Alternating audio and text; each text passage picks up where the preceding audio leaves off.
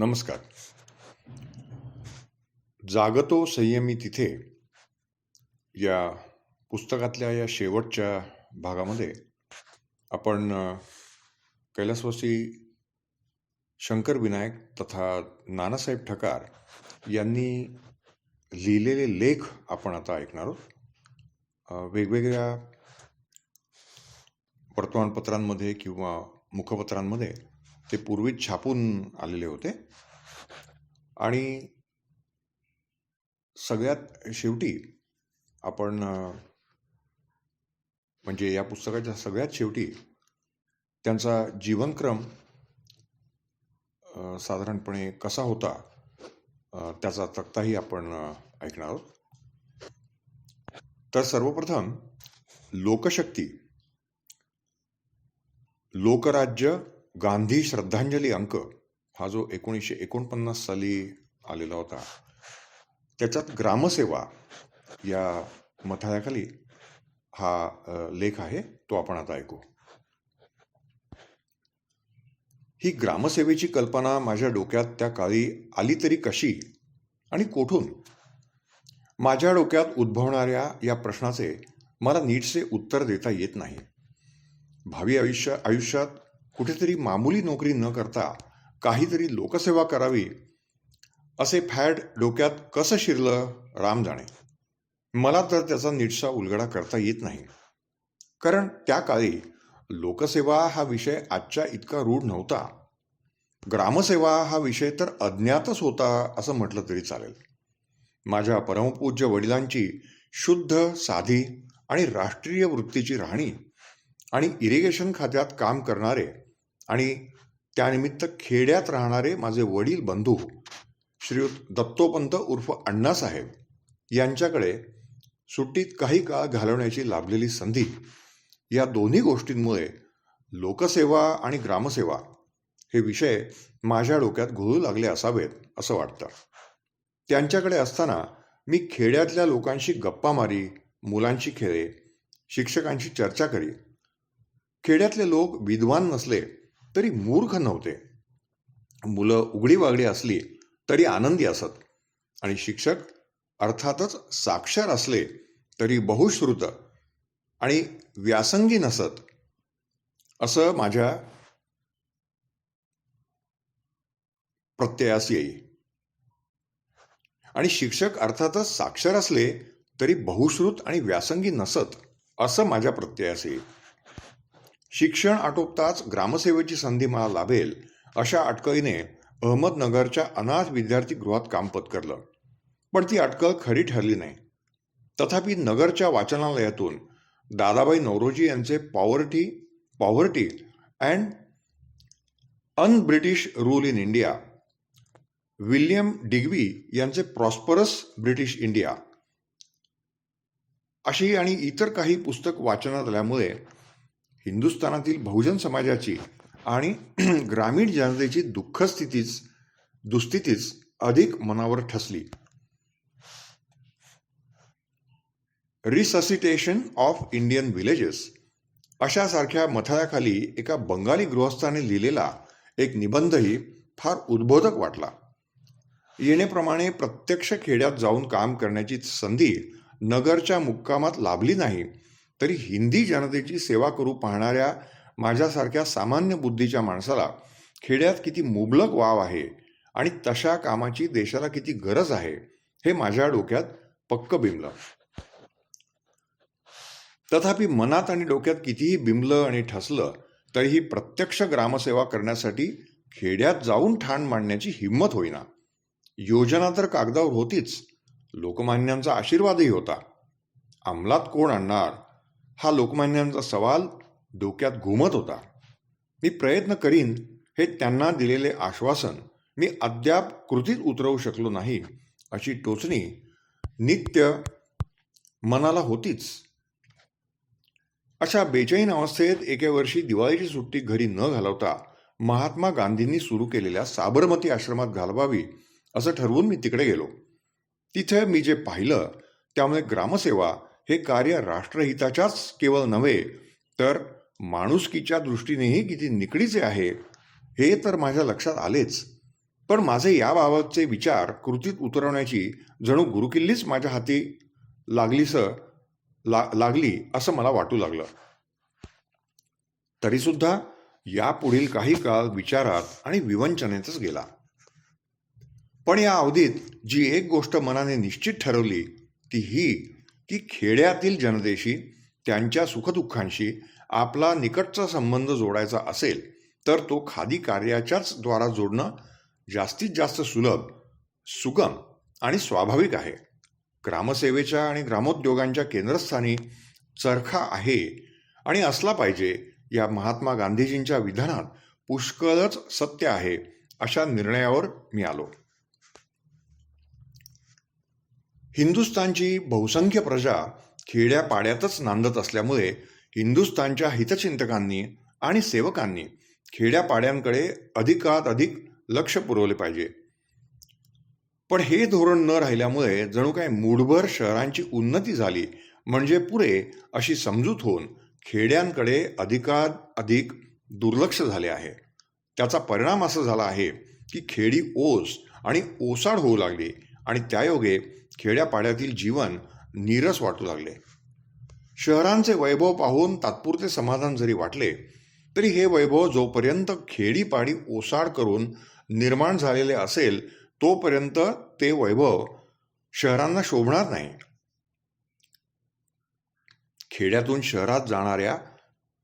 शहरात जाणारा धनधान्यादिकांचा ओघ थांबवल्याशिवाय आणि खेडी नीरस झाली म्हणून शहराकडे जायचे ह्या सामान्य जनतेच्या सुखलोलूप वृत्तीला आळा बसल्याशिवाय हिंदुस्थानला प्राणभूत असणारी खेडी सुखी आणि संपन्न होणार नाहीत.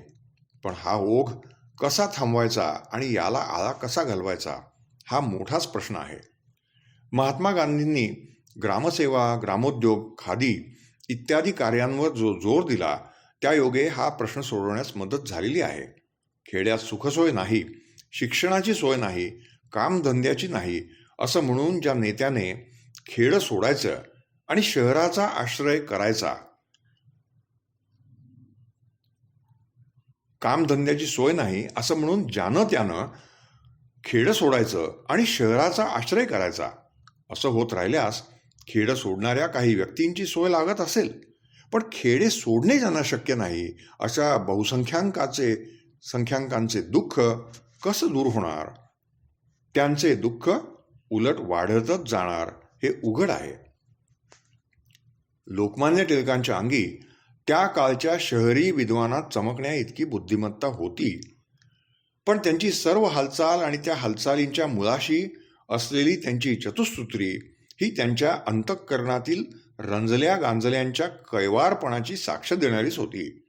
म्हणून राजदरबारी विद्वान आणि मुत्सद्दी म्हणून मिळवणारे त्यांच्या काळचे शहरी वळणाचे विशिष्ट लोक लोकमान्यांना तेल्या तांबोळ्यांचे पुढारी असं म्हणून हिणवत. तीच गत महात्मा गांधींची. महात्मा गांधी कोणी अशिक्षित गावंढळ असते तर गोष्ट वेगळी, पण ते विलायतेस जाऊन बॅरिस्टर होऊन आले, हजारो रुपये कमवण्याची पात्रता आहे हे सिद्ध झाले, तरीही ते खादी, ग्रामोद्योग, ग्रामसेवा इत्यादी गोष्टी बोलू लागताच त्यांचे इंगित न समजणारे आणि स्वतः संपूर्ण बुद्धिवंत समजणारे लोक गांधींना नावं ठेवू लागले. गांधी विद्वानांची कदर करीत नाहीत. गरजा कमी करा, खेड्यात जा, निसर्गानुरूप राहणी पत्करा असा उपदेश करून घड्याळाचे काटे जणू ते मागे सरित आहेत असा त्यांच्या विरुद्ध गहजप सुरू झाला. वास्तविक महात्माजींचा विधायक कार्यक्रम म्हणजे लोकमान्यांच्या चतुसूत्रीचीच सुधारून वाढवलेली आवृत्ती होय, ही गोष्ट सहज लक्षात येण्याजोगी आहे. सांगण्याचा इत्यर्थ इतकाच की खेड्यात काम करणे कितीही अडचणीचे आणि त्रासाचे असले तरी त्या कार्याचे महत्त्व ओळखून गेल्या 25 वर्षात महाराष्ट्रातील आणि इतर प्रांतातील शेकडो तरुणांनी खेड्यातील जनतेशी, जीवनाशी आणि सुखदुःखाशी समरस होण्याजोगी कामे पत्करली आणि ग्रामसेवा, ग्रामोद्योग इत्यादी कार्याला चालना दिली. ही राष्ट्रहिताचीच गोष्ट झाली असं खेड्यापाड्यातून आलेल्या राजकीय जागृतीवरून सिद्ध होत आहे. ग्रामसेवक कसा हवा? या विविध कार्यांच्या तपशिलात न जाता ही विविध कामे करणाऱ्या कार्यकर्त्यांच्या मनाची आणि वृत्तीची ठेवण कशी असावी या गोष्टीचे अधिक महत्त्व असल्याने त्याबाबत काही विचार नमूद करणं आवश्यक आहे. ग्रामसेवा करू इच्छिणाऱ्याने आपण कोणावर काही मोठा परोपकार करीत आहोत किंवा आपण फार विद्वान आहोत आणि खेड्यातील मूर्ख लोकांना शहाणं करण्याचं आणि त्यांचा उद्धार करण्याचं काम आपण पत्करलं आहे अशी वृत्ती बाळगू नये. ही वृत्ती त्याच्या आत्मिक विकासाला मारक आहे. इतकंच नव्हे तर त्याच्या अंगीकृत कार्यालाही ती मारकच आहे. कारण त्यानं हे ओळखलं पाहिजे की त्याला जे ज्ञान शाळा कॉलेजातून मिळालेले असते ती शाळा कॉलेजे अस्तित्वात येण्यास ग्रामीण जनतेने सरकारला दिलेला कारभार बऱ्याच अंशी कारणीभूत असतो.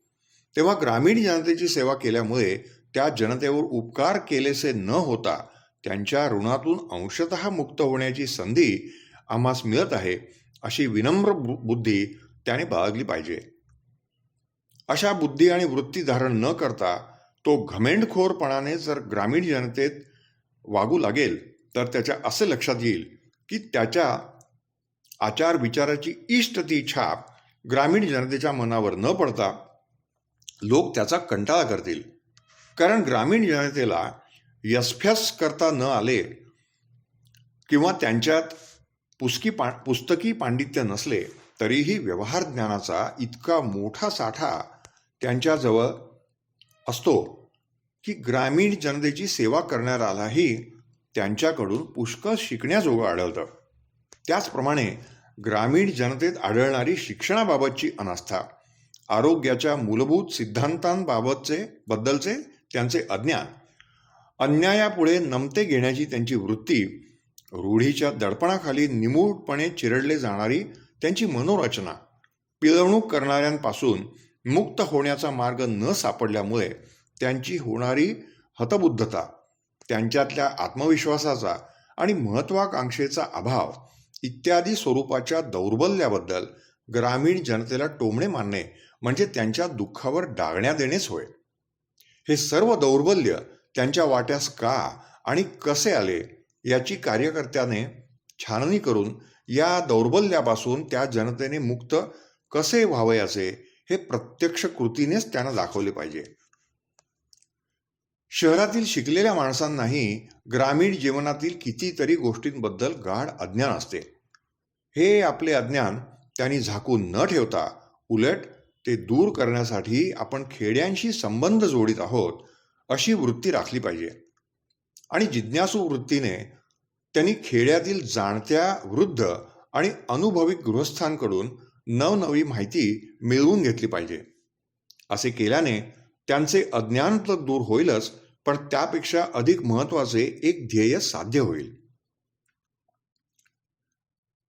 खेड्यांशी समरस होण्याचा त्यांचा हेतू सिद्धीच जाईल आणि खेड्यातील जनतेचा विश्वास संपादन करण्यास त्या योगे चांगलीच मदत होईल. अशा वृत्तीने जी ग्रामसेवा करायची ती एकांगी असता कामा नये. उदाहरणार्थ, खादी कार्यकर्त्याने असे म्हणून चालणार नाही की जे विणकर खादी विणतात त्यांना जीवन वेतनाच्या सिद्धांतानुसार योग्य मजुरी देणं एवढंच माझं काम. मग ती मजुरी तो दारूबाजीत खर्चित असेल तर मला काय त्याचं. एवंच खेड्यांची खरी सेवा एकांगी दृष्टी ठेवून होणार नाही, सर्वांगीण दृष्टी पाहिजे. याच दृष्टीने समग्र ग्रामसेवेची विचारसरणी रूढ होऊ पाहत आहे. अर्थातच समग्र ग्रामसेवेमध्ये महात्मा गांधींच्या विधायक कार्यक्रमातील नानाविध अंगोपांगांचा समावेश होऊ शकतो आणि झाला पाहिजे. हे निराळे सांगणे नकोच. अशा प्रकारची समग्र ग्रामसेवा करण्याचे धोरण अंगीकारले तरच खेड्यांची भरभराट होईल, तरच खेड्यातील नीरसपणा नाहीसा होऊन शहरी जीवनाला चटावलेले लोकही काही काळ तरी ग्रामीण जीवनाचा आस्वाद घेण्यासाठी खुशीने खेड्यात जाऊ येऊ लागतील. खेड्यांची प्रतिष्ठा वाढेल, ग्रामीण जीवनाचा शहरी लोकांना हेवा वाटण्याजोगी परिस्थिती निर्माण झाली, म्हणजेच ग्रामसेवेच्या कार्याला यश लाभले असं म्हणता येईल. अशा प्रकारची सर्वांग परिपूर्ण आणि स्वावलंबी खेडी अस्तित्वात आली, म्हणजेच महात्मा गांधींना प्रिय अशा ग्रामराज्याची उभारणी होण्यास अनुकूल काळ लाभलासे होईल आणि देशात रामराज्याची प्रस्थापना होण्यास अनुकूल वातावरण निर्माण होईल.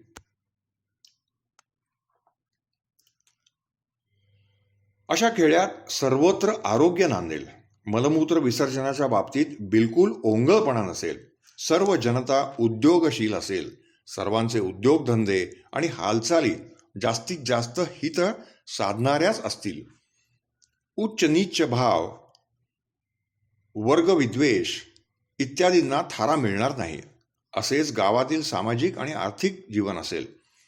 राज्यसत्तेला जुलूम करण्यास फावणार नाही, इतकी जागरूकता, जूट आणि प्रजेचे हक्क आणि कर्तव्ये याबाबतची जाणीव गावकऱ्यात वसत असेल.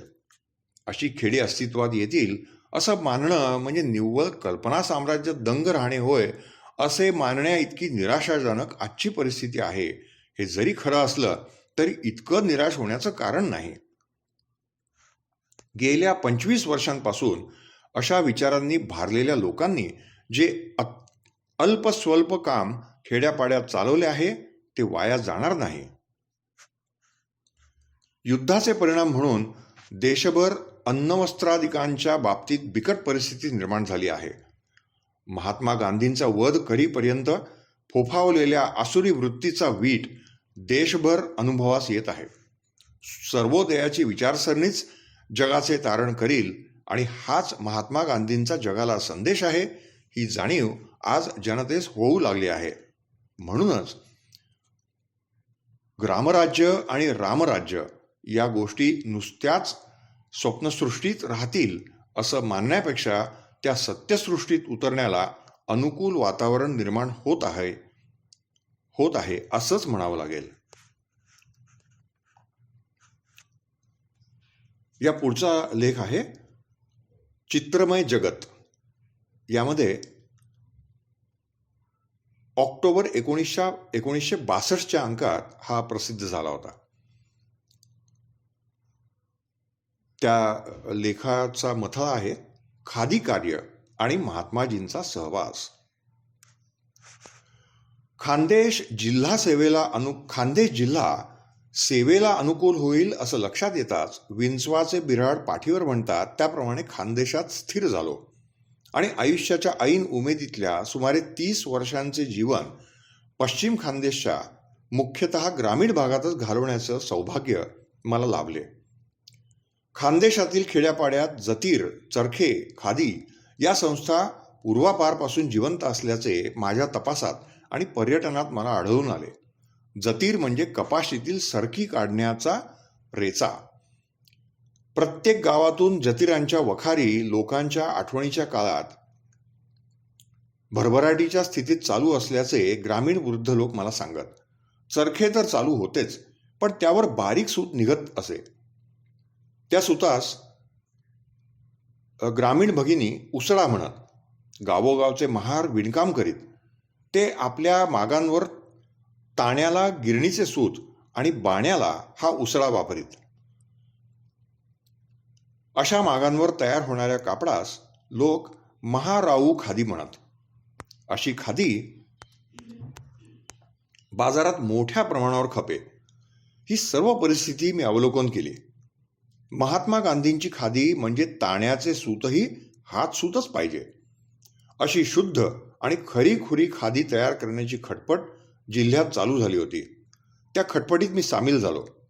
त्या निमित्ताने खानदेशातील ग्रामीण जनतेशी माझा नित्य संबंध येत गेला.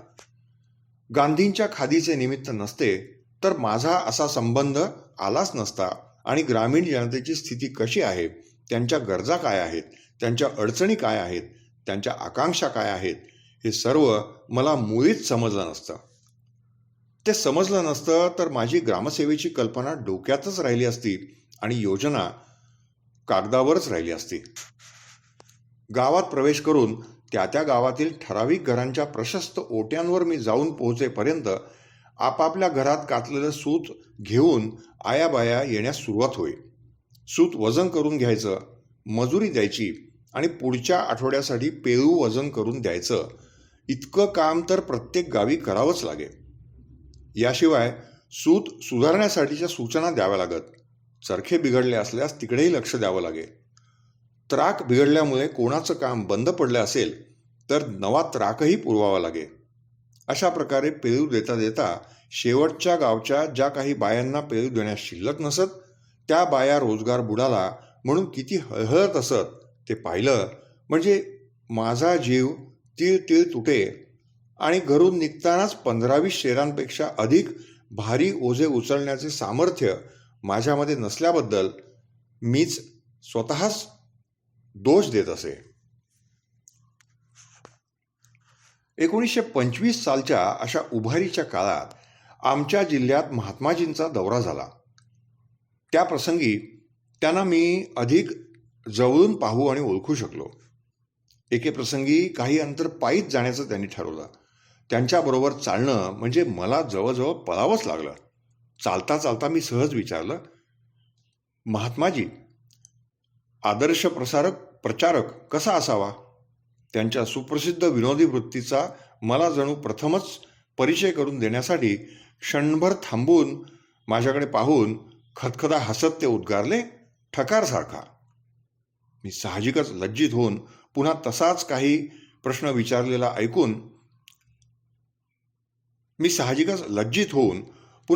काही प्रश्न विचारलेला ऐकून लगेच गंभीर होऊन ते म्हणाले, महाराष्ट्रापुढे हा प्रश्न का यावा? समर्थ रामदासांसारखा प्रचारक असावा. याच सुमारास सुरत जिल्ह्यातील आदिवासी विभागात खानपूर नावाच्या गावी महात्मा गांधींच्या अध्यक्षतेखाली एक परिषद भरणार होती. त्या परिषदेस मी माझ्या पत्नीसह हजर राहावे असे महात्माजींनी मला सुचवले होते. खानपूर परिषदेसंबंधी सुरुवातीलाच एक अद्भुत दृश्य पाहावयास मिळाले. अध्यक्ष महात्माजींच्या स्वागतार्थ त्यांना गार्ड ऑफ ऑनर देण्यासाठी म्हणून जे स्वागत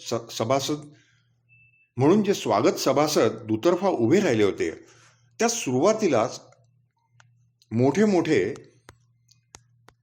बिल्ले लावलेली 8-8 वर्षांची मुलेही होती. एवढी मोठमोठी रक्कम देणारेच स्वागत सभासद होत असतात तो प्रकार या आदिवासी परिषदेत नव्हता. एरवी मोठमोठी रक्कम देणारेच फक्त स्वागत सभासद होत असतात तो प्रकार या आदिवासी परिषदेत नव्हता. सभासदत्वाची फी म्हणजे स्वतः कातलेल्या सुताच्या कापडांचा पेहराव अशी परिषद चालकांची योजना होती. अर्थातच ती नवीन आणि फार अनुकरणीय आणि उत्तेजनार्थ होती. या अटीमुळेच स्वतःच्या हातसुताचे कपडे परिधान करणाऱ्या लहान मुलांसही हा मान मिळाला होता.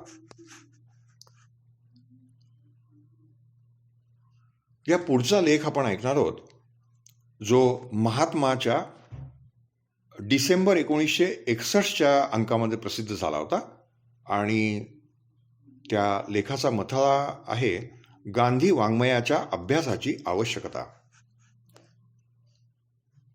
देशाला स्वातंत्र्य लाभले या घटनेत महात्मा गांधींच्या तत्वज्ञानाला, शिकवणीला आणि जीवनाला किती टक्के श्रेय आहे असा प्रश्न विचारल्यास 0% 100% भिन्न भिन्न उत्तरे येतील.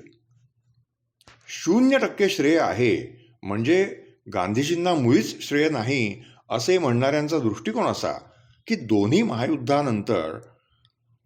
महायुद्धांनंतर ब्रिटिशांची शक्ती इतकी खच्ची झाली की हिंदुस्थानवर सत्ता गाजवण्या इतका जोमच त्यांच्यात राहिला नाही.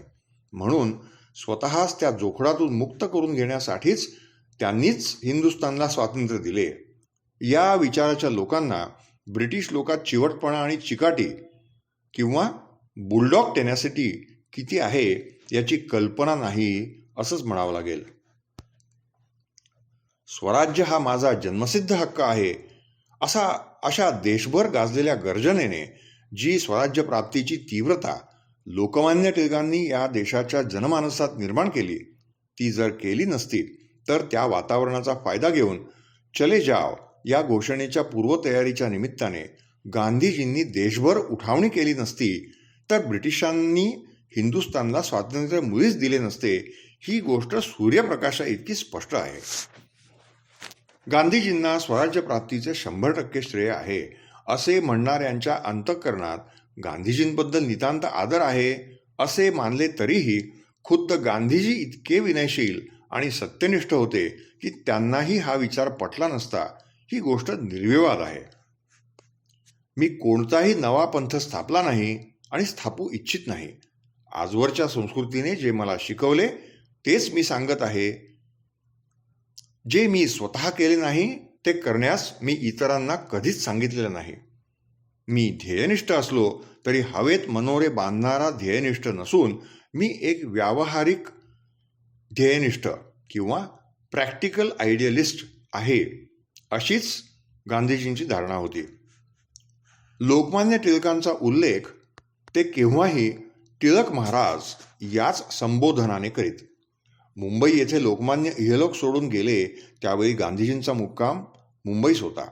त्यांच्या देहांताची बातमी लागताच माझा सर्वात मोठा आधारस्तंभ गेला. माय ग्रेटेस्ट बुलवॉक इज गॉन असे दुःखोद्गार गांधीजींच्या तोंडून निघाले. या सर्व घटनांचा विचार करता स्वराज्य प्राप्तीचे 100% श्रेय गांधीजींनाच आहे असा आग्रह बाळगणाऱ्यांना जरा विचारच करावा लागेल. मराठी भाषेतील गांधीजींचे पहिले पत्र, मराठी भाषेतील गांधीजींचे पहिले चरित्र मुंबईच्या विदुषी सौ अवंतिकाबाई गोखले यांनी लिहिले. त्या चरित्रास खुद्द लोकमान्य टिळकांनी प्रस्तावना लिहिलेली आहे. ती प्रस्तावना उगीच औपचारिक 10-5 ओळींची नव्हे तर 16 पृष्ठांची आहे.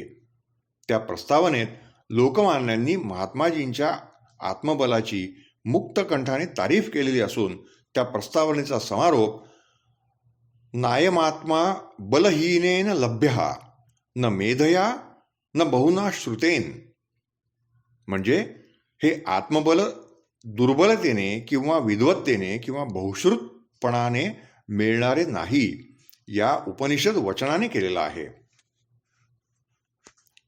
लोकमान्यांना शंका एकच होती की गांधीजींचा सत्याचा आणि अहिंसेचा संदेश बहुजन समाज कृतीत उतरवेल का नाही. अहिंसात्मक असहकाराच्या चळवळीत देशातील शहराखेड्यातील बहुसंख्य स्त्री पुरुषांनी जे अचाट आणि अद्भुत पराक्रम केले ते पाहण्या इतपत दीर्घ आयुष्य जर लोकमान्यांना लाभले असते तर देशाची फाळणी न होताही आपला देश स्वतंत्र झाला असता असा विचार मनात आल्याशिवाय राहत नाही. 1915 सालच्या लखनौच्या काँग्रेस अधिवेशनात लखनौ करार या नावाने ओळखल्या जाणाऱ्या ठरावावरील लोकमान्यांच्या भाषणाची आठवण झाली म्हणजे असं वाटतं की लोकमान्यांनी 1947 साली जिना साहेबांनाच हिंदुस्थानचे पंतप्रधान होण्यास सुचवलं असतं आणि त्या सौजन्याने जीत होऊन जिना साहेबांनी पाकिस्तानची मागणी बाजूस ठेवून फार फार तर मुस्लिम समाजाच्या हितार्थ काही संरक्षणाची म्हणजे सेफगार्डची मागणी केली असती. पण आता त्या विचारात काय अर्थ आहे. इंग्रजीत एक म्हण आहे, of all the words of tongue and pen the saddest are those that might have bin.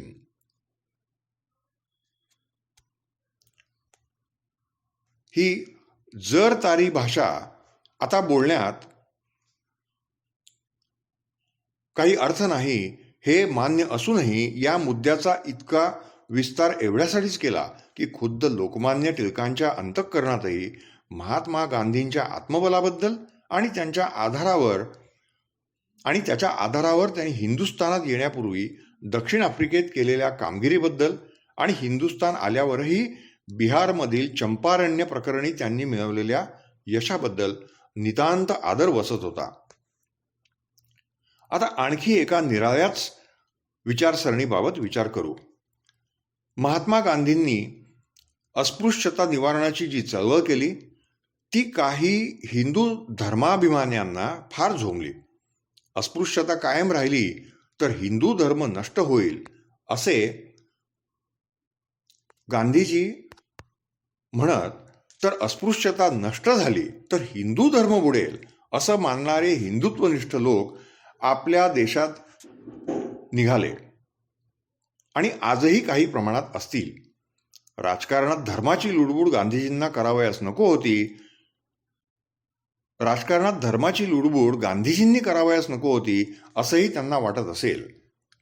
Secular state हे जे शब्द विधानात आहेत त्यांचा अर्थ धर्मनिरपेक्ष राज्य असा न करता निधर्मी राज्य असाही ते करतील आणि अशा निधर्मी राज्यापेक्षा ब्रिटिश राज्य बरे होते असाही भाव त्यांच्या अंतःकरणाच्या कोपऱ्यात असेल. पण याही बाबतीत गांधीजी कच्चे नव्हते. मैं चुस्त सनातनी हूं असे उद्गार त्यांनी तळमळीने काढलेले आहेत. अस्पृश्यतेबाबतच्या गांधीजींच्या विचारांची बैठक हिंदू धर्माच्या तत्वांना सोडून नाही, ही गोष्ट महामहोपाध्याय पाठकशास्त्री यांनी अस्पृश्यतेचा शास्त्रार्थ या आपल्या ग्रंथात साधार साबित केले आहे. सांगण्याचा इत्यर्थ इतकाच की आपल्याच पूर्वग्रहांनी मन दूषित करून घेऊन मग गांधीजी काय म्हणतात ते पाहणं हे सत्यान्वेषणाच्या दृष्टीने युक्त ठरणार नाही. निर्लेप मनाने गांधी वाङ्मयाचा अभ्यास केला पाहिजे. खुद्द गांधीजी अहिंसेचे केवढेही पुरस्कर्ते असले तरीही स्वतःचे बलिदान करण्याचा धोका पत्करून ज्यांनी हिमतीने रिव्हॉल्वर चालवले त्यांची त्यांनी निर्भत्सना केली नाही. त्यांच्या धैर्यादी गुणांची त्यांनी तारीफच केली. त्यांचा विरोध फक्त हिंसक मार्गाला असे. माणुसकीचा नित्य विकास होत आहे आणि तो होत राहिला पाहिजे. गेल्या शतकातल्यापेक्षा या शतकात, कालच्यापेक्षा आज अधिक माणुसकीचा मार्ग आपण चोखाळला पाहिजे. हेच गांधीजींनी आपल्या जीवनाच्या प्रयोगशाळेत सिद्ध करण्याची शिकस्त केली आहे. भावी संभाव्य भेसूर युद्ध टाळण्यातच माणुसकी आहे. अर्वाचीन कालापुरते बोलावयाचे झाले तर गेली दोन्ही जागतिक युद्धे उभयपक्षी ख्रिस्ती म्हणवणाऱ्या राष्ट्रांनीच मुख्यतः घडवून आणली आहेत. अशा काही घटनांमुळेच स्वतःस निष्ठावंत ख्रिस्तानुयायी म्हणवणाऱ्या अनेक पाश्चात्य विद्वानांनी या ख्रिस्त विरोधी वृत्तीचा तीव्रतम निषेध आपापल्या अनेक ग्रंथातून प्रकट केला आहे. याच दृष्टीने आजच्या जगातले विचारवंत ख्रिस्ती लोक महात्मा गांधी हेच येशू ख्रिस्ताचे खरे अवतार आहेत असं मानित असतात. गांधीजींची मानवतेला जी देणगी आहे तिचं यथार्थ ज्ञान व्हावं म्हणून जगातील सर्वांनी, मग ते गांधींना मानणारे असोत वा नसोत, गांधी वाङ्मयाचा अभ्यास करणं आवश्यक आहे, यात शंका नाही. या पुढचा लेख आहे क्रांतीची हाक, पराक्रमाला आवाहन. हा लेख महात्माच्या गांधी जयंती निमित्त प्रकाशित झालेल्या पत्रामध्ये होता. आपण क्रांतिकारक वृत्तीचे आहोत असं अनेकांना वाटतं आणि स्वतःला क्रांतिकारक म्हणवून घेण्यात अनेकांना भूषणही वाटतं.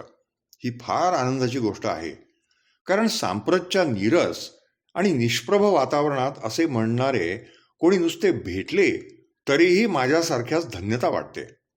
तरी पण असे म्हणणारे लोक प्रत्यक्ष वागतात कसे ते पाहिले म्हणजे प्रथमारंभी वाटणारा उल्हास आणि उत्साह थोडासा मावळतो असं प्रांजळपणे कबूल करणं भाग आहे. स्वतःच क्रांतिकारक आणि क्रांतिप्रेमी म्हणवणारे लोकही अगदी मामूली जीवन जगत असतात हे पाहून खेद वाटतो. क्रांतीच्या हाकेला ओ देऊ इच्छिणाऱ्याने पराक्रम करण्याची तयारी ठेवली पाहिजे. मामूली खटपटीला पराक्रम म्हणत नाहीत. भावी उन्नतीसाठी आज लाभत असलेल्या सुखांचा त्याग करण्याच्या खटपटीलाच पराक्रम असं म्हणतात. अतएव क्रांती म्हणजे पराक्रमाला आवाहन होय. स्वतःच क्रांतिकारी म्हणवणारी कित्येक माणसं अशी असतात की त्यांना स्वप्नाळूच म्हणावं लागेल. कवी कल्पनेप्रमाणे एखादे ध्येय त्यांच्या समजुतीप्रमाणे भले अत्युच्च ध्येय असेल तसे ध्येय डोळ्यासमोर ठेवण्यात त्यांना आनंदही वाटत असेल, पण अशा स्वप्नानंदात दंग राहणे व्यवहारतः किंवा परिणामाच्या दृष्टीने उपयुक्त आणि कार्यप्रेरक ठरत नाही. अशी स्वप्नाळू माणसे अशा स्वप्नानंदाच्या विचारात काही काळ घालवल्यानंतर एकतर निराश आणि निष्क्रिय होऊन ते ध्येय सोडून देतात आणि मग मामूली जीवन जगू लागतात, किंवा कधीकधी तर अगदी विपरीत बुद्धीच्या किंवा दुःखी अवस्थेसही जाऊन पोचतात. कोणत्याही व्यक्तिविभूतीला किंवा तत्वज्ञानाला आदर्श आणि मार्गदर्शक म्हणून मानण्याच्या बाबतीत एक दोषापासून अलिप्त राहण्याची खबरदारी घेतली पाहिजे. तो दोष हा की आजच्या आपल्या प्रस्तुत कालात आणि परिस्थितीत ते तत्वज्ञान किंवा तो आदर्श जसाच्या तसा लागू होईल असं मानणं. मुद्द्याची गोष्ट सांभाळून गौण गोष्टीत कुठे काय फेरबदल सुसंगतपणे करता येईल त्याचा तारतम्याने विचार करणं आवश्यक असतं. एक प्रत्यक्ष घडलेल्या प्रसंगाचा उल्लेख करणं उपयुक्त होईल. गांधी सेवा संघाच्या एका बैठकीत एका सदस्याने असा विचार मांडला की गांधीजींचे तत्वज्ञान सर्वात समजावे म्हणून एक ग्रंथ प्रसिद्ध करावा. या विचारास खुद्द गांधीजींनीच कसून विरोध केला. त्यांचा आशय असा की कृपा करून माझ्या विचारांची स्मृती बनवू नका, कारण मी नित्य वाढत आहे आणि जीवनभर मी विद्यार्थी राहणार आहे. गांधीवादाचा मराठी वाङ्मयावरील परिणाम या लेखमालेत श्रीयुत के. ज. पुरोहित म्हणतात, गांधीवाद म्हणजे चौकटीत घट्ट बसवलेली एखादी व्यवस्था नव्हे. गांधीवाद म्हणजे कर्मकांड नव्हे. गांधीवाद म्हणजे एक वृत्ती. अर्थात आपली आदर्श विभूती म्हणून एखाद्याने गांधीजींना जरी मानले तरीही त्याने वरील मर्यादा लक्षात ठेवूनच आपला क्रांतीचा कार्यक्रम आखला पाहिजे.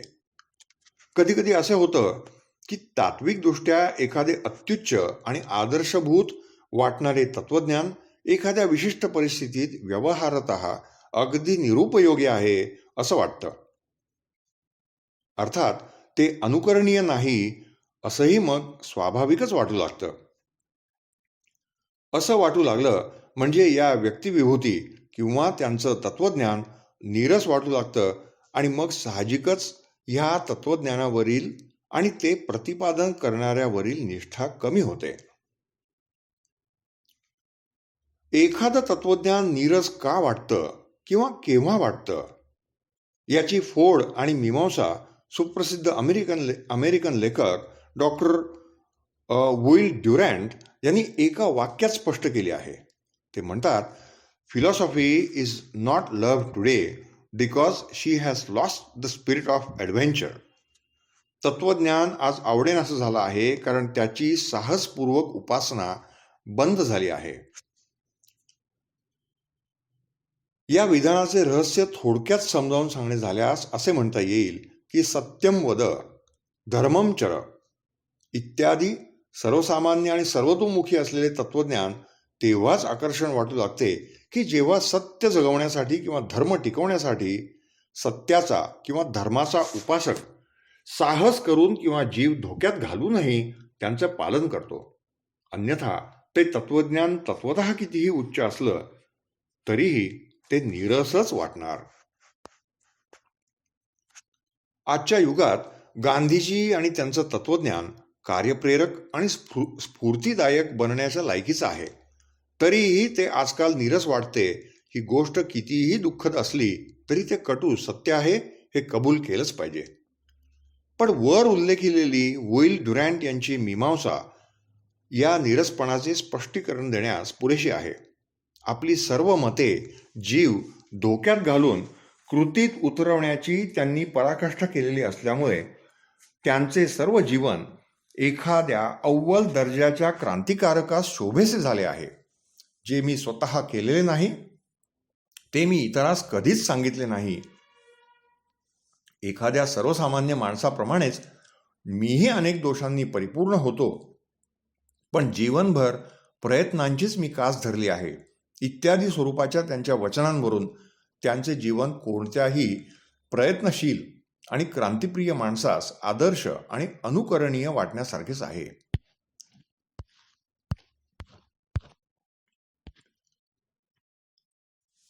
या पुढचा लेख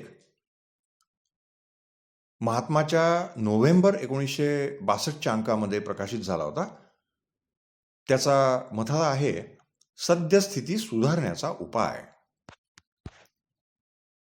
सध्याच्या लोकशाहीच्या, ग्रामपंचायतीच्या आणि पक्ष पुढाऱ्यांच्या रुबाबाच्या काळात आमच्यासारख्या अननुभवी तरुणांपुढे अनेक अडचणी निर्माण होण्याचा धोका वाटतो. अशा बिकट परिस्थितीत आम्ही कसे वागावे असे तुम्हास वाटते? कुठेतरी असिस्टंट कलेक्टरच्या हुद्द्यावर नेमणूक होण्याच्या बेतात असलेल्या एका पूर्ण अपरिचित तरुणाने मला परवा विचारलं.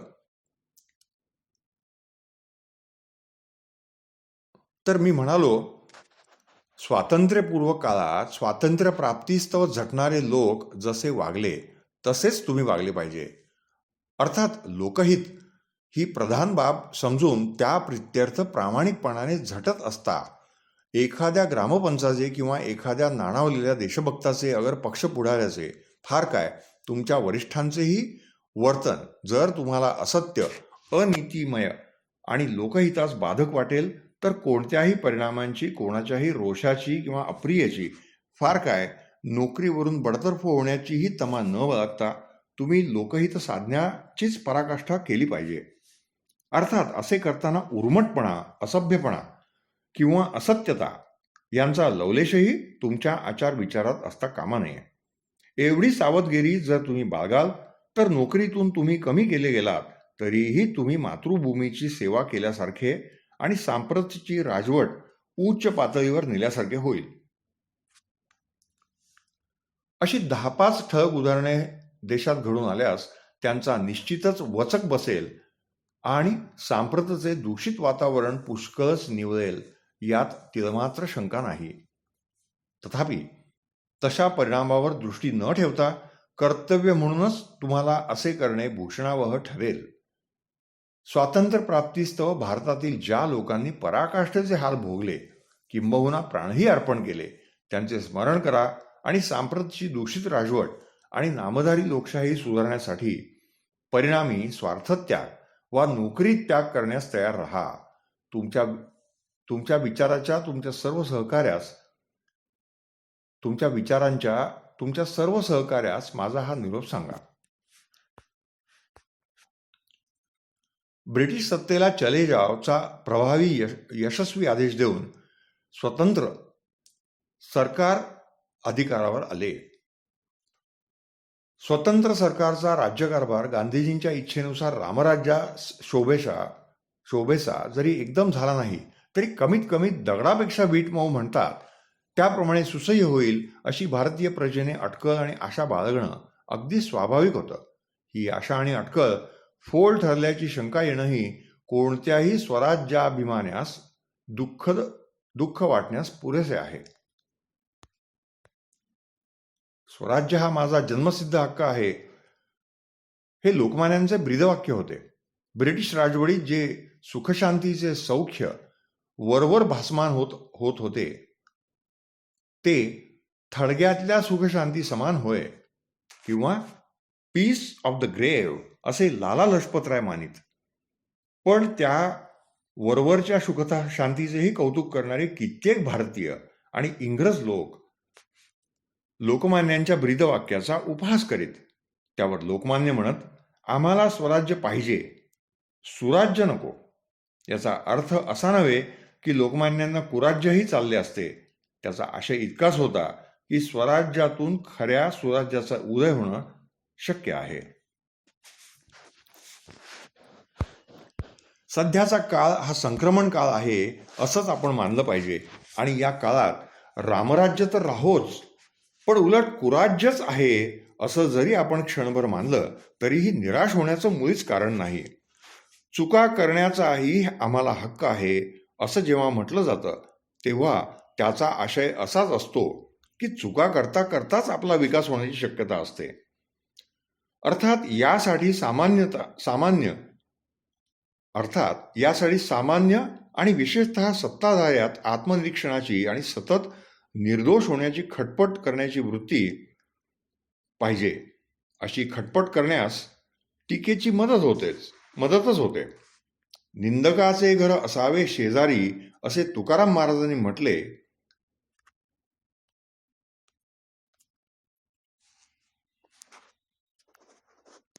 निंदकाचे घर असावे शेजारी असे तुकाराम महाराजांनी म्हटले. त्याचा आशय हाच की निंदकाच्या वृत्तीमुळे आत्मपरीक्षण करण्याची आणि स्वतःस निर्दोष बनवण्याची सुसंधी लाभते. अतएव आजच्या राज्यकर्त्यांनी आणि त्यांच्या मदतगीरांनी टीका करणाऱ्यांची मुस्कटदाबी न करता त्यांच्या टीकेतील सार ओळखून आपला राज्यकारभार निर्दोष करण्याची पराकाष्ठा केली पाहिजे. सांप्रतच्या भारत सरकारने आपल्या राजवटीत पंचवार्षिक योजनांच्या द्वारा धरणे, कारखाने आदी कामे प्रचंड आणि भव्य प्रमाणात उभारण्याचे जे महान कार्य केले आहे आणि चालवले आहे, तसेच ग्रामविकास योजना आणि आरोग्य योजना यांच्याद्वारा ग्रामीण जीवन सुधारण्याचा जो महान खटाटोप चालवला आहे, याबद्दल भारतीय जनताच काय पण अखिल जगत भारताचा गौरव करीत आहे. पण तरीही आजच्या घडीला जी नानाविध दुःखे भारतीय प्रजेला गांजत आहेत, तिकडे कानाडोळा करा आणि भविष्यकाळच्या वैभवाकडे आणि ऐश्वर्याकडे पाहून सध्याची दुःखे विसरा, असं कुणीही कितीही सुबुद्धीनं सांगितलं तरी ते पटणारच नाही. सध्याच्या राजवटीवर टीका करणारे लोक विविध क्षेत्रातील आणि विविध पेशातील असतात. इतकेच नव्हे तर ते श्रीमंत आणि गरीब तसेच सुशिक्षित आणि अशिक्षितही असतात. कधी कधी तर सध्या प्रत्यक्ष हुद्द्यावर असलेले किंवा ब्रिटिश राजवटीत अधिकाराच्या जागांवर काम केलेलेही असतात. ही टीका केव्हा केव्हा इतकी अतिरंजित असते की जणू ब्रिटिश राजवट या राजवटीपेक्षा कितीतरी निर्दोष होती. किंबहुना ब्रिटिश राजवट पुन्हा आली तरीही बरे होईल असा टीकाकारांचा रोख असतो.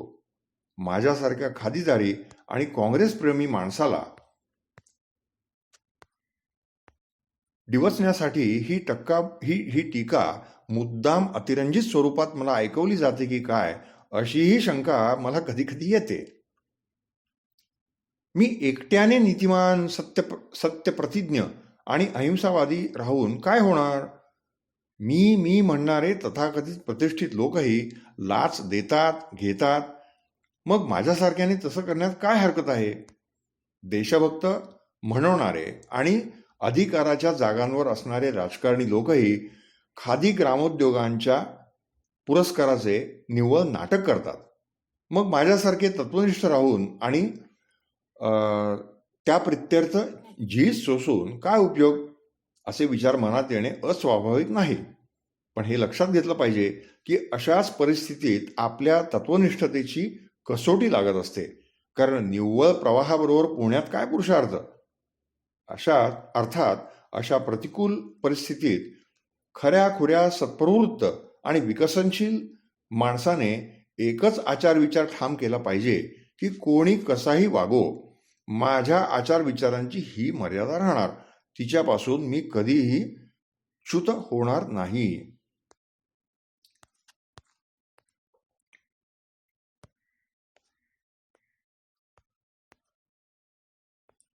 या पुढचा लेख आहे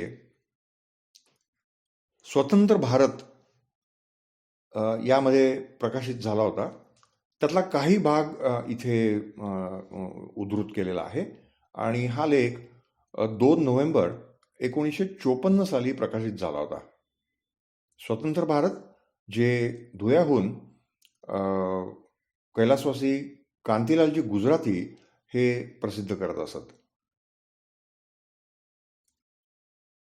सेवा की सत्ता? लोकसेवेच्या कार्यात जीवन घालवण्याची स्वाभाविक प्रवृत्ती आणि गोडी असणाऱ्या लोकांना आपापले अंगीकृत कार्य करीत असताना अनेक प्रसंगी निराश होण्याची वेळ येत असते. चरितार्थाचा एक पेशा म्हणून जे लोक अगतिकतेने अशा कार्यात जीवन घालवण्यास प्रवृत्त होतात, त्यांच्या पुढे तर असे निराशाजनक प्रसंग त्यांना जणू खाऊन टाकण्यासाठी नित्य आपसरूनच येत असतात. स्वयंस्फूर्त लोकसेवकांनाही अशा प्रसंगी हिंमत राखणे जड जाते. मग इतरांची काय कथा? काही विशिष्ट तत्वज्ञान अंगी बांधलेले असेल तरच, किंवा तसे तत्वज्ञान आत्मसात करण्याचा चिकाटीचा अभ्यास चालू असेल तरच अशा परिस्थितीत लोकसेवकाचा टिकाव लागणं शक्य असतं. कर्मण्येवाधिकारस्ते मा फलेषु कदाचन हे वचन घोकणं सोपं असतं, परंतु आपल्या कार्याचा परिणाम होवो वा न होवो किंवा होत असलाच तरी तो आपणास दिसो की न दिसो, आपले कर्तव्य आपण निर्विकारपणे करीत राहावे ही शिकवण कृतीत आणि वृत्तीत उतरवणं सोपं नाही, पण अभ्यासाने साध्य होईल अशी श्रद्धा पाहिजे. तरी पण कधी कधी लोकसेवकाच्या मनात असं येतं की लोकांना मार्गावर आणण्यासाठी उपदेश करण्यापेक्षा सत्तेचा बडगा हातात असता तर बहार झाली असती. सत्तेकरिता सत्ता जे हाती घेतात ते तर त्या सत्तेने सेवाभावी होण्याऐवजी मदांधच होतात आणि लोकहित साधण्यापेक्षा स्वार्थ साधण्याच्याच मागे लागतात. पण सेवाभावाने जे सत्ता हाती घेतात तेही कमी अधिक कालाने मदांधच होतात आणि मूळचा सेवाभाव विसरून स्वार्थ साधू पाहतात. याला जे अपवाद असतील ते धन्य होत. दुसरं असं की सत्तेच्या द्वारा जे थोडेफार आणि तत्कालीन यश दिसेल ते अंतिभ्रामकच ठरते, कारण त्या योगे सत्ताधाऱ्याचाही विकास होत नाही आणि ज्यांच्यावर सत्ता यशस्वीपणे गाजवली जातीसे वाटते त्यांचाही विकास होत नाही. जुलुमाचा रामराम करणाराही अधपतित होतो आणि ज्याला असा रामराम केला जातो त्याचाही अधपातच होतो. सेवकाच्या अंतःकरणातील सद्भाव आणि आचरणातील सहृदयता कोणत्याही राजसत्तेपेक्षा निःसंशय अधिक प्रभावी आणि परिणामी हितावह ठरतात. सेवकाला आपला प्रवास कितीही कष्टदायक वाटला तरीही वाळवंटातील हिरवळ म्हणतात तसा एखादा प्रसंग त्याला जन्मभर लक्षात ठेवण्यालायक सुखद ठरतो आणि असे प्रसंगच त्याचा सर्व थकवा आणि त्याची सर्व निराशा पिटाळून लावण्यास समर्थ ठरतात.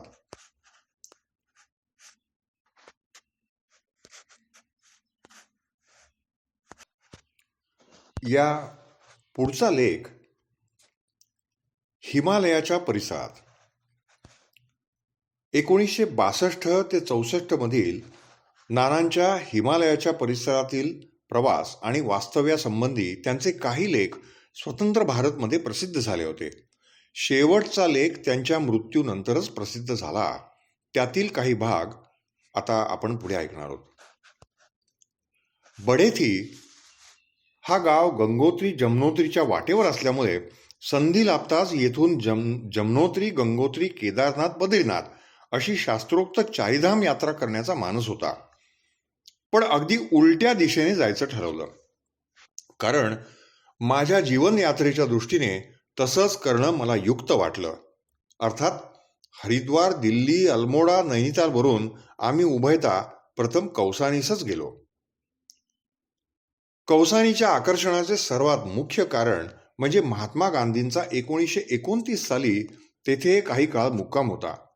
फार वर्षांपासून मला ओळखणारे महात्माजींचे एकनिष्ठ भक्त स्वामी आनंद यांचा कौसानीला मधून मधून मुक्काम असतो असेही मला समजले होते. शिवाय मिस कॅथरीन मेरी हेल्मेन या इंग्रजबाई सरला हे नाव धारण करून महात्मा गांधींच्या सिद्धांतानुसार कित्येक वर्षापासून येथे लक्ष्मी आश्रम नावाने एक कन्या आश्रम चालवित असतात हे मला समजून त्यांच्याशी पत्रव्यवहारही झाला होता. कौसानीहून बद्रीनाथला जाणे शक्य आहे अशी माहिती मिळाली होती. नैनिताल या सुप्रसिद्ध आणि लोकप्रिय ठिकाणी मुक्कामास गेलो. इतर पहाडी सौंदर्य स्थळांपेक्षा या स्थळाचे वैशिष्ट्य म्हणजे खुद्द नैनिताल आणि त्याच्या आसपासच्या पहाडी प्रदेशातील मोठे मोठे तलाव हेच होय. तलाव कितीही विस्तीर्ण असला आणि त्यात मासे आणि कमळे कितीही असली तरी त्याहीपेक्षा वाहते पाणी, मग ते गंगेचे किंवा मोठ्या नदीचेच असले पाहिजे असं नव्हे, तर सुंदर ओढ्याचे का असेना मला अधिक आकर्षक वाटते. तसेच कमी अधिक उंचीवरून पडणारे पाणी, धबधबा पाहण्याने माझं चित्त अधिक रमतं. अर्थात नैनितालला फारच अल्पकाळ राहून आम्ही अल्मोडा या सुंदर पहाडी शहरावरून त्याच जिल्ह्यातील कौसानीला गेलो. स्वातंत्र्य प्राप्तीपूर्वीच्या काळातील सरकारी यंत्रणेमुळे पहाडी जनतेस तो उपसर्ग पोहोचत होता. त्या प्रकरणी ग्रामीण जनतेस धीर देण्यासाठी सरलाबहेन रात्री बेरात्री सुद्धा निर्भयपणे खेड्यापाड्यात आणि जंगलात वावरत असत, अशी हकीकत स्वामीजींनी सांगितली. सरलाबेन केवळ नावापुरत्याच हिंदी झाल्या आहेत असं नव्हे, तर त्यांनी हिंदी पेहरावही स्वीकारला आहे. बोलताना त्या आग्रहपूर्वक हिंदीतच बोलतात, लिहितातही हिंदीतूनच.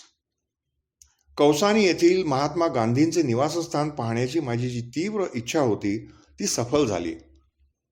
एका ट्रॅव्हलर्स बंगल्यात महात्माजी राहिले होते आणि हिमालयाची शिखरे सुखाने जिथून दिसतात तो व्हरांडा ही त्यांची बैठकीची जागा होती. हा बंगला सध्या प्रवासी लोकांपुरता तात्पुरत्या मुक्कामासाठी दिला जातो, पण तेथे महात्माजींच्या वास्तव्याचे स्मरण देण्याजोगी काहीच गोष्ट नाही हे पाहून अत्यंत वाईट वाटले. जोशी मठाच्या पुढे बद्रीनाथपर्यंतचा सुमारे 20 मैल प्रवास पायी, घोड्यावरून, कंडीतून किंवा दांडीतूनच करावा लागतो. पायीच जाण्याचा आमचा निश्चय होता. हा सर्व रस्ता अलकनंदा नदीच्या काठाकाठानेच असल्यामुळे त्या नदीच्या सुंदर प्रवाहाकडे पाहत पाहत आणि 3-4 ठिकाणी सुमारे 1-1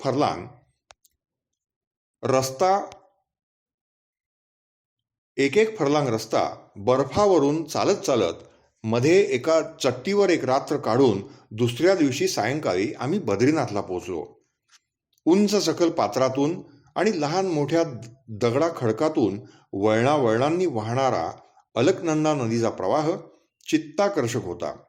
कित्येक ठिकाणी बर्फाच्या पहाडातूनच नदीने आपला रस्ता काढला असल्यामुळे पाण्याचा प्रवाह बोगद्यातून जात असे आणि साहजिकच तेवढ्यापुरता अदृश्य होई. बर्फाच्या पहाडात मधून मधून अशा भव्य गुहा दिसत की एखाद्या गुहेत शिरून ध्यानस्थ बसावे असं वाटे.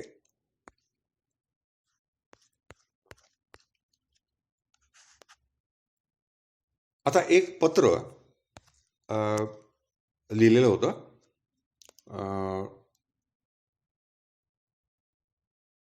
सोलापूरहून 22 फेब्रुवारी 1927 साली. आणि हे पत्र कैलासवासी पार्वतीबाई ठकार म्हणजे नानासाहेबांच्या पत्नी यांनी लिहिलं होतं. त्यांना माहेरी यमू म्हणायचे, त्यामुळे ह्या पत्राला खाली सौ यमू अशी, घरी यमू म्हणत असल्यामुळे ह्या पत्रावर त्यांची शेवटी यमू, आपली सौ यमू अशी सही आहे. तर हे पत्र त्यांनी 22 फेब्रुवारी 27ला सोलापूरहून दिलं होतं, ते आपण आता वाचणार आहोत. विनंती विशेष. आपले अक्कलकोटास पाठवलेले पत्र पोचले. काकांचेही पत्र वाचून पाहिले. दुसरे दिवशी लगेच आपली तार आली, तीही पोचली. आपल्या तारेप्रमाणे महात्माजी रविवारी संध्याकाळी अक्कलकोटला आल्यावर प्रथम त्यांचे व्याख्यान झाले आणि नंतर ते फराळाकरिता राजमान्य हरिपंत किणीकर यांच्या घरी गेले. तेव्हापासून त्यांचे मौनव्रत सुरू झाले. माझी त्यांना भेटण्याची इच्छा होतीच आणि व्यवस्थाही केली होती, पण त्यांना मौनव्रत असल्यामुळे ते काही बोलू शकले नाहीत. सोलापुरास यावयास सांगितले. त्याप्रमाणे मी काल सकाळी येथे आले. संध्याकाळी मौन सुटल्यावर 6:30 वाजता स्त्रियांच्या सभेत त्यांचं व्याख्यान झालं. नंतर पुरुषांच्या सभेत झालं. नंतर सिद्धेश्वराच्या देवळात भजन झालं आणि मग रात्री 10 वाजता घरी मोतीबागेत आले. मी रात्री 10:30 वाजता एकट्या चंद्रकांताला घेऊन मोतीबागेत त्यांना भेटण्यासाठी गेले. महात्माजींची भाषा मात्र मला नीटशी समजत नव्हती, म्हणून त्यांच्या शब्दांचे राजमान्य शंकरराव देव भाषांतर करून मला सांगत होते आणि माझ्या शब्दाचेही त्यांना पुन्हा हिंदीत भाषांतर करून सांगत होते. 4-5 प्रश्न त्यांनी विचारले. पहिला प्रश्न, खेड्यात राहून तेथील बायकात मिसळून आणि त्यांच्यासारखे राहून काम करण्याची तुमची तयारी आहे का नाही? त्याचं मी होय म्हणून उत्तर दिले. मात्र तिथे कसं काम करायचं आणि कसं शिकवायचं याचं शिक्षण मात्र आधी मला मिळालं पाहिजे आणि माझ्याकडून करवून घेतलं पाहिजे, म्हणजे मी करीन, असं मी सांगितलं. पुढचा प्रश्न. पुरुषांच्या पैशावर बायकांनी पोट भरणं योग्य नाही. ज्याचं त्यानं स्वतंत्र काम करून पैसे मिळवून पोट भरावं आणि त्याप्रमाणे तुम्ही स्वतः जर तसे काम करीत असाल तर आम्ही तुम्हाला निराळा आणि त्यांना निराळा पगार देऊ आणि अशा रीतीने जर तुम्ही राहिलात तर तुम्हाला 75 रुपये खर्चावयास लागणार नाहीत. आणि इतके पैसे तुम्हाला काय करायचे आहेत, असं विचारलं. त्यावर मी असं सांगितलं की पुरुषांना तेवढाच उद्योग असतो म्हणून त्यांचे काम करणे आणि पैसे मिळवणे होते. तसं बायकांना काम करून पैसे मिळवणे शक्य होत नाही. मुले बाळे आणि सर्व संसार सांभाळून राहिलेल्या वेळात जेवढं होण्यासारखं असेल तेवढे करण्याची माझी तयारी आहे. त्यावर त्यांनी आहे हा संसार ठीक आहे, पण यापुढे ब्रह्मचर्य व्रताने राहिले तरच काम होईल असं सांगितलं. त्यावर मी होय म्हणून उत्तर दिलं.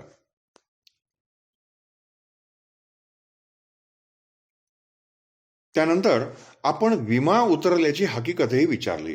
विमा उतरणे आणि बायकांच्या मनात आधीपासून वाईट कल्पना उत्पन्न करणे चांगले नाही. त्यामुळे मला ही कल्पना पसंत नाही.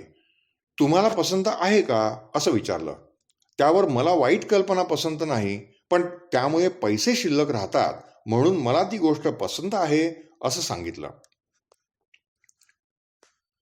पैसे शिल्लक ठेवायचे ते मुलामुलींच्या शिक्षणाकरता ठेवायचे असतात, पण आईबापांसारखे शिक्षण कोणीच देत नाही. त्यावर आईबापांना जेवढे येत असेल तेवढेच शिकवतील. त्यापेक्षा जास्त शिकवायचे असल्यास शाळेची जरूर आहे आणि शाळेत जावयाचे म्हणजे पैसे पाहिजेत, असं मी सांगितलं. पण हा इतका बारीक प्रश्न विचारलेला मला आवडला नाही. एवढे सर्व बोलणे होईपर्यंत 12 वाजून गेले. त्यांचे सर्व विचारणे झाल्यावर त्यांनी तुम्हाला काही विचारावयाचे असल्यास विचारा आणि मोकळ्या मनाने विचारा म्हणून सांगितलं. मला पुष्कळ विचारायचं होतं, पण लहान तोंडी मोठा घास घेतल्यासारखं होईल आणि वेळही फार झाला होता. त्यामुळे मी जास्त काही विचारलं नाही. शेवटी त्यांनी असं सांगितलं की हे नुसतं सध्या बोलणं झालेलं आहे, पण प्रत्यक्ष जेव्हा तुम्ही काम कराल तेव्हा या सर्व गोष्टींचा निकाल लागेल. बारडोली तालुक्यात ते जाणार तेव्हा आपणही त्यांच्याबरोबर येणार आहात, असं त्यांनी मला सांगितलं. असो. अक्कलकोटला महात्मा गांधी येण्याच्या अगोदर श्री पूज्य शंकराचार्य आले होते. त्यांनी धर्माचा प्रसार करावा, अस्पृश्यता पाळावी वगैरे 8 दिवसपर्यंत अशाच धर्माविषयीच्या गोष्टी सांगितल्या होत्या. त्या लोकांनाही पटल्या आणि त्यांच्यासाठी लोकांनी 200-300 रुपयेही खर्च केले. पण लगेच दुसरे तिसरे दिवशी ते गेल्यानंतर महात्माजी आले. त्यांनी अस्पृश्यता निवारण आणि खादीची चळवळ याविषयी सांगितलं.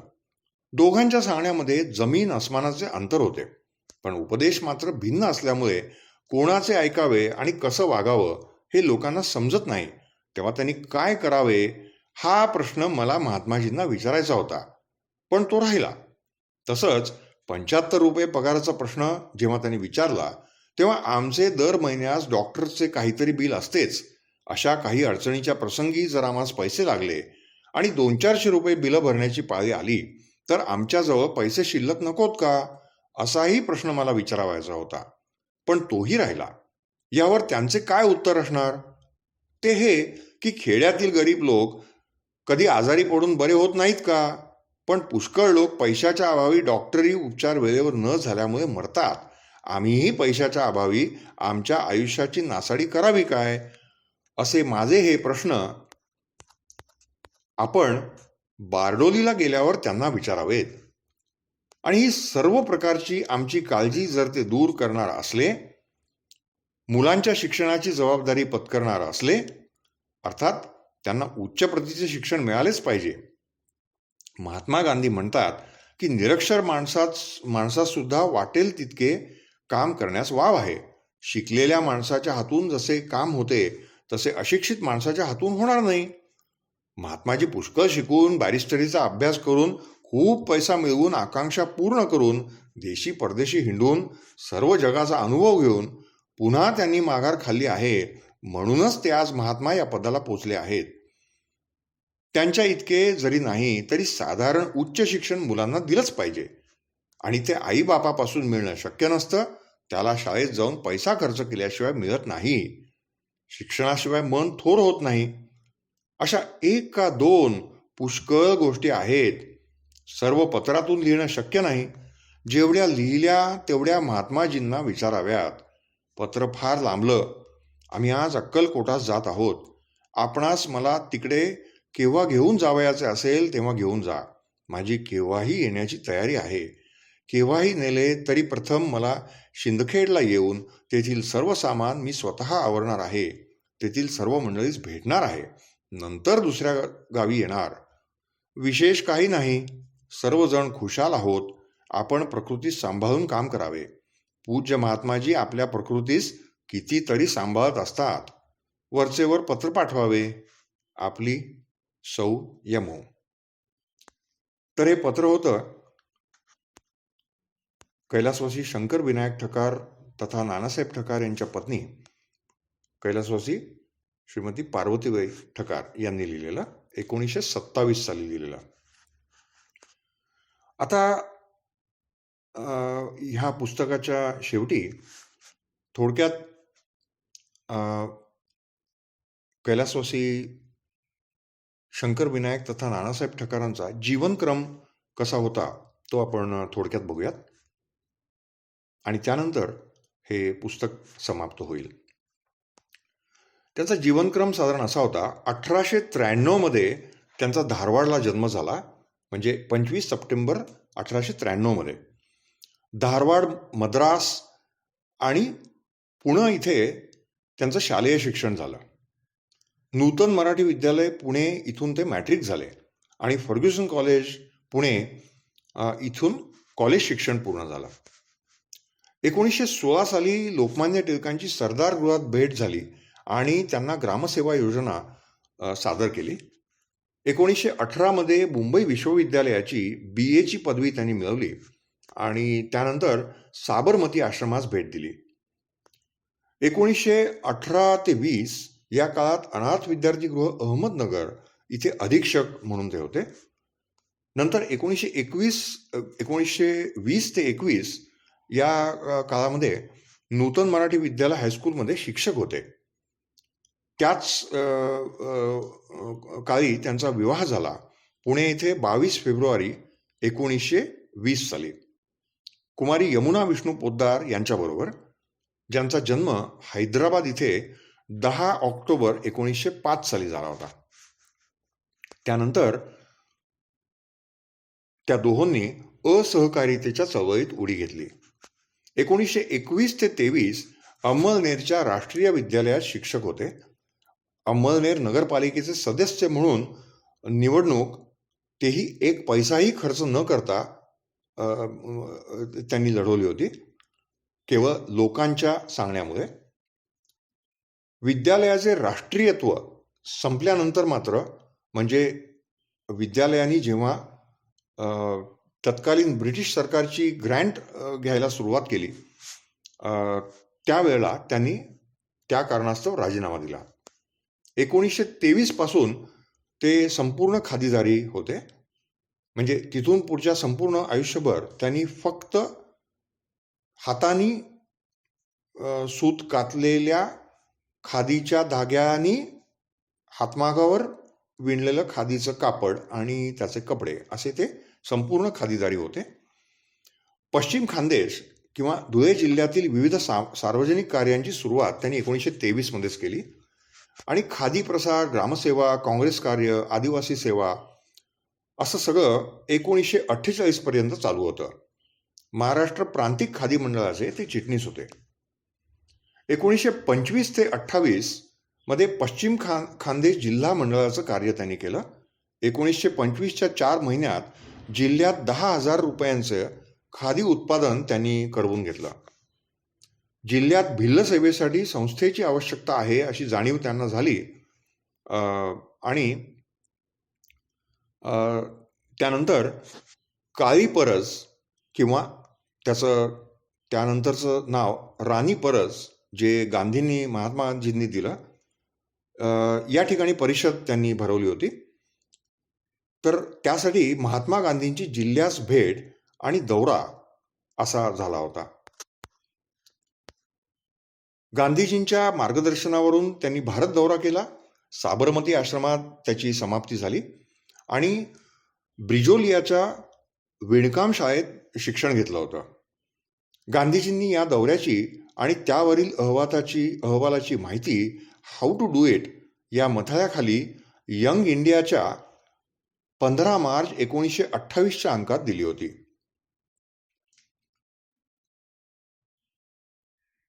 सवाई मुक्ती इथे समर्थ उद्योग मंदिराची स्थापना आणि विविध ग्रामसेवेच्या आणि विधायक कार्यास सुरुवात.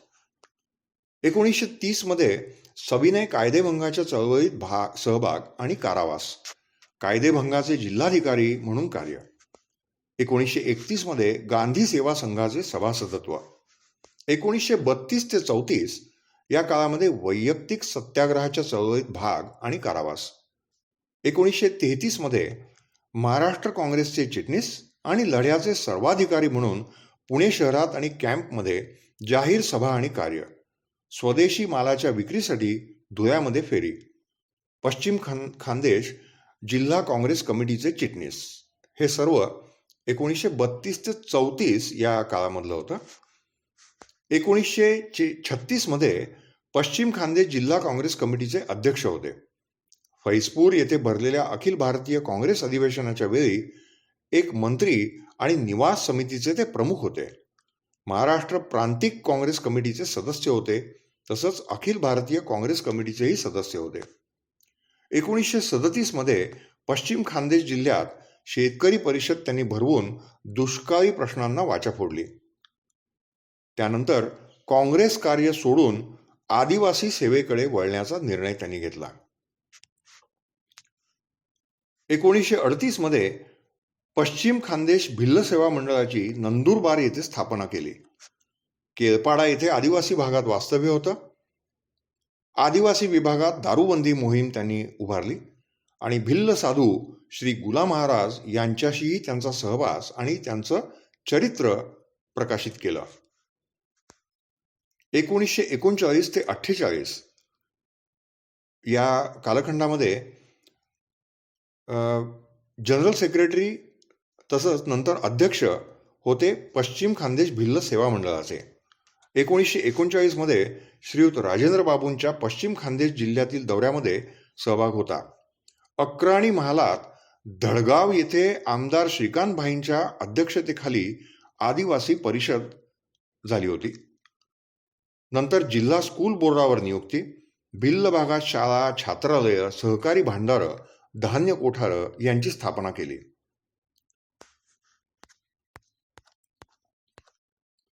1942 ते 44 या कालखंडात चले जाव स्वातंत्र्य संग्रामात सहभाग आणि कारावास.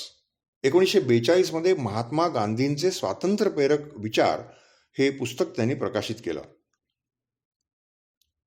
1946 मध्ये असेंब्ली निवडणुकीत प्रचार कार्य.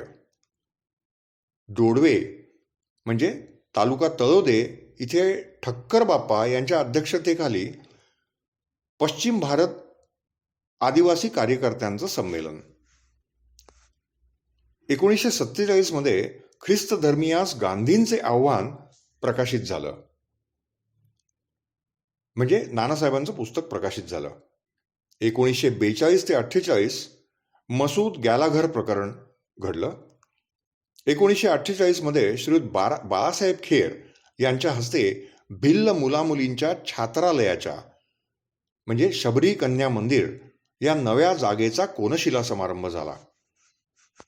1948 ते 1951 मध्ये सहसंघटक मुंबई इलाखा ग्रामोद्योग समिती, श्रीगोंदा येथील घायपात केंद्राचे प्रमुख, टिळक महाराष्ट्र विद्यापीठातर्फे पिंपळे येथे चाललेल्या सर्वोदय विद्यालयाचे ते प्रमुख होते. नंतर 1952 ते 53 येथे वेडशी येथे गांधीधर शिबिरामध्ये सहभाग होता. सेवापुरी, कोल्हापूर इत्यादी सर्वोदय संमेलनात सहभाग होता. आळंदी इथे गांधी घर कार्य, श्री ज्ञानेश्वरी सार हे त्यांचं पुस्तक प्राध्यापक सोनोपंत दांडेकर तथा मामा दांडेकर यांच्या हस्ते प्रकाशित झालं. अखिल भारतीय खादी ग्रामोद्योग मंडळाने नेमलेल्या प्रशिक्षण समितीचे सभासद म्हणून उत्तर प्रदेश, राजस्थान, मध्य भारत आणि हैदराबाद या विभागात दौरा आणि तेथील ग्रामोद्योग आणि कुटीरोद्योग यांचा अभ्यास. 1954 ते 57 या कालखंडात खादी ग्रामोद्योग विद्यालय, त्र्यंबक विद्या मंदिर, नाशिक इथे शिक्षक आणि वसतिगृह प्रमुख. 1957 ते 1960 या काळामध्ये खादी ग्रामोद्योग विद्यालय, कोरा केंद्र, बोरिवली इथे शिक्षक आणि वसतिगृह प्रमुख. 1961 ते 62 मध्ये संयोजक होते गांधी तत्वप्रसार केंद्र, महाराष्ट्र शाखा. तसंच सातारा, सांगली, फलटण, पुणे इत्यादी ठिकाणी गांधी तत्वज्ञानावर व्याख्याने आणि चर्चा. नंतर 1962 ते 64 मध्ये उत्तर प्रदेशमध्ये चक्राता, तपोवन आश्रम, टिहरी, बडेथी आणि अल्मोडा येथे गांधी तत्वप्रसाराचे कार्य. सरतेशेवटी त्यांचा 1964 साली म्हणजे 7 मे 1964 या दिवशी अत्यंत अल्प आजाराने, केवळ 1-2 दिवसाच्या प्रकृती अस्वास्थ्यानंतर अल्मोडा म्हणजे उत्तराखंडमधल्या अल्मोडामध्ये त्यांचा मृत्यू झाला. मित्रांनो, माझे आजोबा कैलासवासी शंकर विनायक तथा नानासाहेब ठकार, तसंच माझी आजी कैलासवासी पार्वतीबाई शंकर ठकार या दोघांनी त्यांचं संपूर्ण आयुष्य हे स्वातंत्र्य संग्राम आणि त्याबरोबरच जनसेवा म्हणजे खूप तळागाळातल्या भिल्ल आणि आदिवासी समाजासाठी त्यांनी पश्चिम खानदेश जिल्ह्यामध्ये जी मैलोनमैल पायपीट करून त्या काळी अगदी कुठलीच साधनं नसताना किंवा अतिशय कमी स्वरूपात उपलब्ध असल्यामुळे बहुतेक सगळ्या ठिकाणी त्यांनी हा मैलोनमैल प्रवास सगळा पश्चिम खानदेशमधल्या दुर्गम भागात असलेल्या, पहाडी भागात असलेल्या खेड्यापाड्यात जाऊन त्यांनी हे जे कार्य केलं आणि संपूर्णपणे त्या काळी गांधीजींनी सांगितलेल्या तत्वांनुसार आणि स्वतः नानासाहेबांनी, लोकमान्य टिळकांनी त्यांना दिलेल्या आशीर्वादानुसार हे कार्य म्हणजे दोघांनी, नानासाहेबांनी आणि पार्वतीबाईंनी, माझ्या आजी आजोबांनी हे जवळजवळ 2-3 दशकं कशाचीही तमा न बाळगता अनंत वेळा कारावास भोगून, अगदी मुलं खूप लहान असताना सुद्धा त्यांना जेलमध्ये डांबलं गेलं होतं. किंबहुना माझे वडील विनायक शंकर ठकार यांचा जन्म अशाच एका आजी जेलमध्ये असलेल्या कालखंडातच झाला होता आणि त्यानंतर केवळ 1 वर्षाचे ते असताना त्यांना, आजीला पुन्हा एकदा 6 महिने कारावास झाला होता. तेव्हा 1 वर्षाच्या आपल्या मुलाला घेऊन माझी आजी म्हणजे 1 वर्षाच्या माझ्या वडिलांना घेऊन माझी आजी ही पुन्हा 6 महिने तुरुंगात होती आणि त्यानंतरही केवळ एकटीने सुद्धा तिने अनेक वेळा तुरुंगवास भोगला. तसंच नानासाहेबांनी अनेक वेळा तुरुंगवास भोगला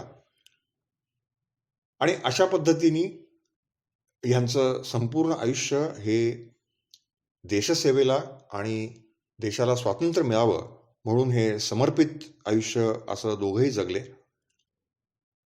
या सर्व वाटचालीमध्ये आणि नंतरही स्वातंत्र्यप्राप्तीनंतरच्याही आजोबा आजीच्या कालखंडामध्ये आपण असं बघितलं की सतत फक्त सेवाभाव हा त्यांनी दृष्टिकोन ठेवून उद्याच्या सुद्धा पुंजीची कुठलीही पर्वा न करता केवळ आज आपण सत्कर्म करायचं आणि त्यासाठी जो अगदी कमीत कमी म्हणून काय जो मोबदला मिळेल त्याच्यात समाधान मानून त्यातच आपला संसार चालवायचा अशा पद्धतीने एका अर्थी अत्यंत गरिबीचं आणि कष्टाचं जीवन ते जगले. त्यातला बराचसा हा सगळा जो उमेदीचा त्यांचा काळ होता, म्हणजे 1920 साली पुणे सोडल्यानंतर ते पुढे सुमारे 1948-50 पर्यंत हा संपूर्ण या पश्चिम खानदेश जिल्ह्यातल्या खेड्यापाड्यांमध्येच होता.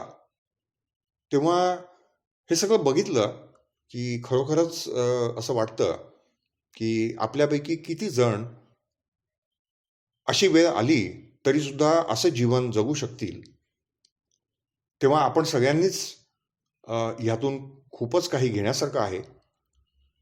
आणि हे केवळ माझे आजी आजोबा होते म्हणून हे मी म्हणत नाहीये, परंतु खरोखरच मला स्वतःला हे पुस्तक पुन्हा एकदा वयाच्या 58व्या वर्षी वाचल्यानंतर ही जाणीव झाली की उरलेलं आपलं जे काही आयुष्य असेल ते नक्कीच आपण अशा प्रकारच्या सेवेमध्ये एक सेवेकरी म्हणून राहत आपण आपलं आयुष्य अर्पण करावं असं मला नक्कीच वाटतं. आपण सगळ्यांनी हे पुस्तक ऐकलं याबद्दल धन्यवाद.